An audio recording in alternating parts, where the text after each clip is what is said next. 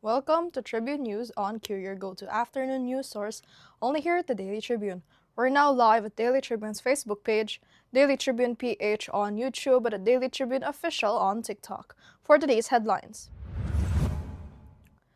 Senate President Vicente Soto III said the draft committee report is not official and cannot be made public amid a petition seeking full disclosure of the Blue Ribbon Committee's report on anomalous flood control projects. House Speaker Faustino Boji D. III on Thursday pushed for the passage of long-pending measures establishing a Magna Carta for barangays.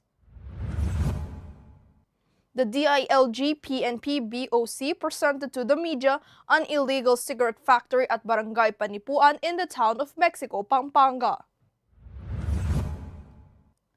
190 Filipinos who were victims of human trafficking from Cambodia arrived home in the Philippines on Thursday.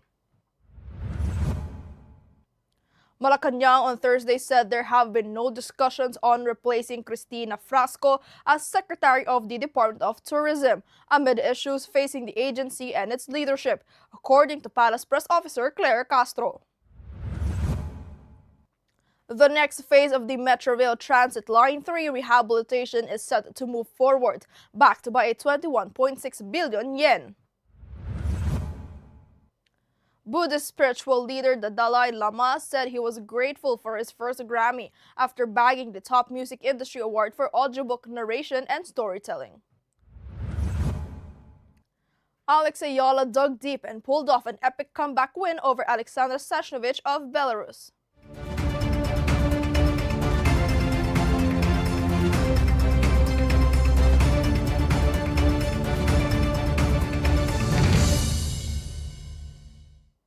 Today is the 5th day of February 2026, Thursday, and I'm Eliana Lacap, bringing you today's top stories. Let's get started. Senate President Vicente Soto III said a draft committee report is not official and cannot be made public, following a petition seeking full disclosure of the Blue Ribbon Committee's report on anomalous flood control projects. In a message to reporters on Thursday, Soto expressed confidence that the Blue Ribbon Committee, headed by Senate President Pro Tempore Panfilo Lacson, would know how to handle such petitions. On February 4th, lawyer Elridge Marvin Aceron, together with lawyers Sikin Labastilla and Purification Bartolome Bernabe, filed a petition seeking full disclosure of the draft committee report of the Senate Blue Ribbon Committee on the flood control project's investigation. Now, House Speaker Faustino Boji D. III on Thursday pushed for the passage of the long-pending measures establishing a Magna Carta for barangays, saying barangay officials are the government's true frontliners and deserve dignity, protection, and stronger institutional support. D said this as he addressed the House Committee on Local Government Subcommittee on Local Officials and Personnel, thanking its members for working overtime to advance the proposed Magna Carta, including House Bill number 3533, which he authored. The Department of Interior and Local Government, Philippine National Police, and the Bureau of Customs presented to the media an illegal cigarette factory at Barangay Panipuan in the town of Mexico, Pampanga on the 5th of February 2026. DILG Secretary John Vicremulla, PNP Chief General Jose Melencio Nartates Jr. and BOC Commissioner Ariel Nepomuceno led the presentation on the illegal cigarette factory that was concealed inside a warehouse. Now, 190 Filipinos who were victims of human trafficking from Cambodia arrived home in the Philippines on Thursday morning, 5th of February. We are here to give assistance to OFWs affected by the scam hub operations and crackdowns in Cambodia. There were originally 191, but one was left behind for medical treatment in Phnom Penh, he added. Kakdak also thanked Cambodian authorities for their cooperation in the reparation efforts.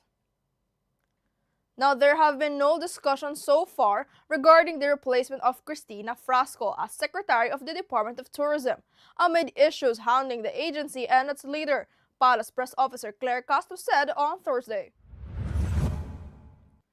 This came after an online report claimed that Philippine Sports Commission Chair Patrick Gregorio was poised to replace Frasco. This was not the first time rumors about Frasco's exit from the DOT have surfaced. Now, the next phase of the Metro Rail Transit Line 3 rehabilitation is set to move forward, backed by a 21.6 billion yen or approximately 8.2 billion peso concessional loan from Japan, which will fund further system upgrades to enhance safety, reliability, and the commuter experience. Transportation Secretary Giovanni Lopez said Wednesday that the rehabilitation will support MRT3's steady rising ridership as improvements restore the system to its designed condition and enhance operational efficiency. Now, the Philippine stocks closed higher overall, with the benchmark Philippine Stock Exchange Index rising to 25.01 points or 0.39% to 6,397.96. The broader All Shares Index also gained 20.31 points or 0.57% to finish at 3,575.31. Most sector indices ended in positive territory, led by services, which climbed to 0.60%, followed by financials at 0.54%, holding firms at 0.52%, and property at 0.24%.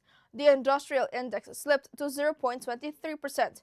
Mining and oil shares weighed on the market, plunging 2.74% to 16,978.74, marking the biggest sectoral decline for the session.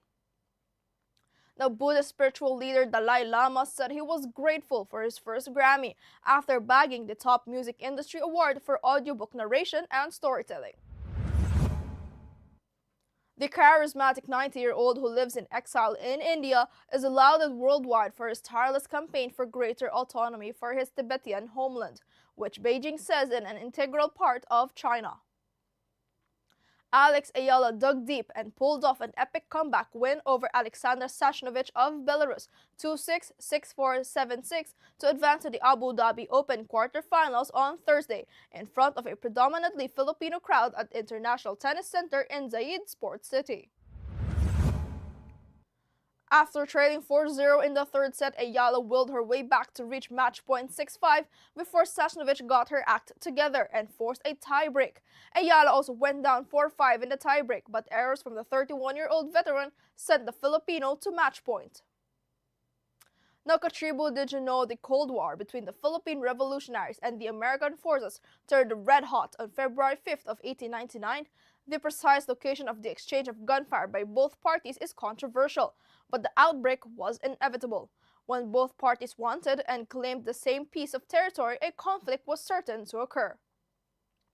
Now, a TikTok user shared a compilation of his Boracay trip with his 88-year-old grandmother, whom he brought along with him. He said it was her first time visiting the famous beach destination. Curious enough, Katribu? Let's watch this.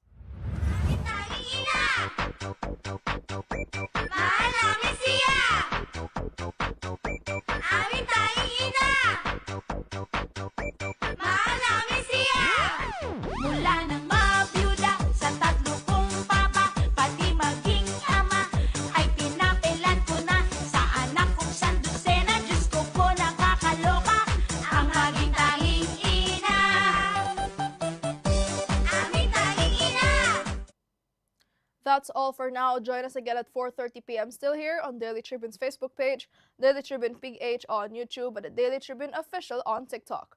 Once again, I'm Eliana Lacap, and this has been Tribune News on Q.